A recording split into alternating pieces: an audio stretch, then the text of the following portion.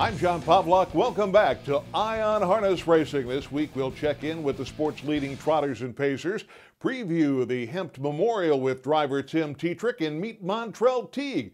But first, Lucky Jim has landed in Europe.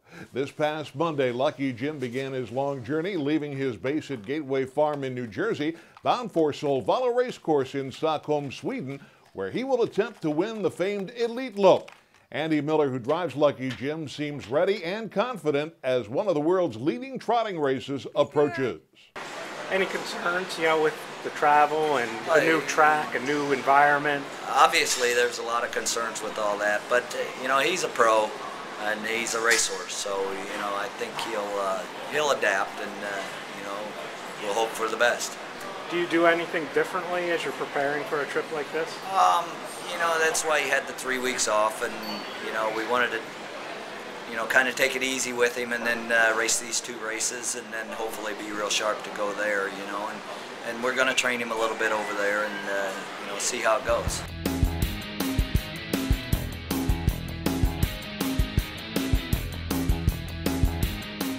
So far, there have been 12 horses invited to the Elite Lope, which will be raced on Sunday, May 30th.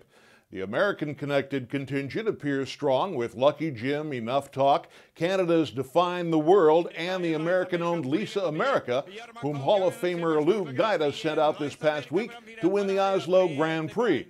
We'll have coverage of the Elite Lope in our web newsroom on Sunday, May 30th. Fred and Ginger still in charge at the 3/4 pole at 123-4. The favorites did not disappoint in the Max Hempt Memorial eliminations at Mohegan Sun at Pocono Downs this past weekend, which sets up a battle in tomorrow's $300,000 Hempt final. Fred and Ginger and One More Laugh, seen here winning under the direction of Tim Tetrick, will draw the support of most bettors on Saturday. Tim Tetrick recently took time to comment about One More Laugh for our Ken Weingartner. I was very happy with it. He faced a nice, real even mile and got home okay. And everybody liked to win by 4 or 5, but he was well in hand and a great training mile for him. How's he compared to last year? He's a little more mature, a little bit smarter. He's laid back now. Last year he was a little aggressive at times. He was very relaxed today, and he's more of a professional.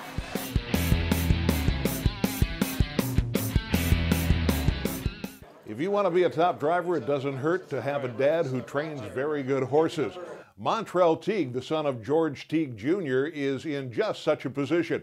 We thought you might like to meet this youngster, a college student with an eye on being the best driver he can be. He spoke with our Ken Weingartner. What do you learn from other drivers? They got a lot of advice for me because they've been in it way longer than I have, and I'm learning. I want to learn, and all the advice that they give me, I always take it. What's the best advice you've gotten so far? Just keep your head on straight. Don't do dumb stuff, and you'll be in it a lot longer than most people. Now, working for your dad, driving your dad's horses, what's that like? It works out really good for me, so I'm liking it a lot. He gives me a lot of good horses to drive. Got a lot of wins from him, so it works out. More of this interview with Montrell Teague will appear soon on the USTA's YouTube channel.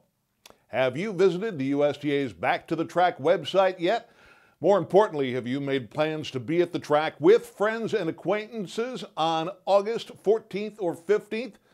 Which you can see online at backtothetrack.ustrotting.com. Last week, our friends at TrackMaster gave us a list of leading trotters based upon their current speed ratings to compare to the USTA's experimental ratings for 2010. This week, to give equal time, we've got a look at the top pacers.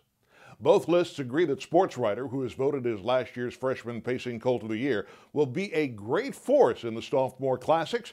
Stan Bergstein's ratings for Hoof Beats have him on top, while the current TrackMaster ratings have him a very close third to All Speed Hanover and Rock and Roll Heaven.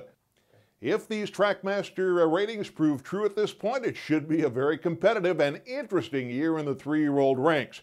Speed ratings are part of the powerful products you can get from TrackMaster, a data partner of the U.S. Trotting Association. At TrackMaster, it's all about winning. Powerful handicapping products built on official USTA data help you be the best horse player you can be. And free services such as StatsMaster and the Virtual Stable also put the odds in your favor. The winning starts at TrackMaster.com. The graduate final race this past Saturday at the Meadowlands was a showcase for the second straight year for Shark Gesture. The son of Cam's Card Shark survived a three-ply battle in the lane after having worked hard to gain the lead. Shark Gesture won the West on the inside. Shark Gesture, dead game, refuses to lose. Huge effort from Shark Gesture to win, 148-4. Following the graduate, driver George Brennan heaped praise upon Shark Gesture. Well, only 2 horses left, 2 horse and the 8 horse left, and so there's quite a bit of gap there, so I knew I could move him to the lead. I was lucky enough to be in that spot where I could move him to the lead. And, you know, once I got to the lead, he felt pretty good. Top of the lane, he fought pressure off from both sides, and that's why he's just absolutely one of the toughest horses I've ever raced. Also on the same night at the Meadowlands, the Cutler Memorial drew top free-for-all trotters, including the favorite, Lucky Jim. But in the end, it was apparent that Arch Madness, who has been anything but dominant over the past few months, was certainly dominant on this evening. But it's Arch Madness with a big jump on Lucky Jim. Lucky Jim is a distant second. Arch Madness will win the Cutler. Arch Madness about 5 lengths on the line from Lucky Jim in focus third and 151 flat. For obvious reasons, trainer Tron Smedhammer seemed to get a big kick out of Saturday's victory. Not much to say about that. It was enormous. I thought he would be good. He's been good his last 2, and he wasn't trained up for last week at all. So I figured that was going to really put him a step forward tonight, and it was right. He was on his game. How did you do on our quiz last weekend? We asked you who, prior to Jody Jamieson last year, was the only Canadian-born driver to win the HTA Driver of the Year in this decade. The answer was Montreal-born Stéphane Bouchard, who won it in 2001. Our winner was Kimon Ralofsky of Gibsonia, Pennsylvania, and for his effort will receive a copy of the 2010 Trotting and Pacing Guide for giving us the correct answer. Let's try another. The Hempt Memorial will be raced tomorrow. Since 1955, it has been won by such stars as Beach Towel, Presidential Ball, Cam's Card Shark, and Jenna's Beach Boy. Those 4 won the Hempt and were also named seasonal champions, but none of them hold the stakes record. Our question simply, who does? Our prize this week will be a USTA hooded sweatshirt, which is among the many new items available online at the USTA store at shop.ustrotting.com. To win this one, send your name and address, along with your answer, of course, to i@ustrotting.com. We'll draw the winner from among the correct entries received no later than this coming Tuesday at midnight. Good luck. Speaking of emails, we'd love to hear from you. Send your comments and questions to i@ustrotting.com. Thanks for watching, and we'll see you next Friday on Eye on Harness Racing.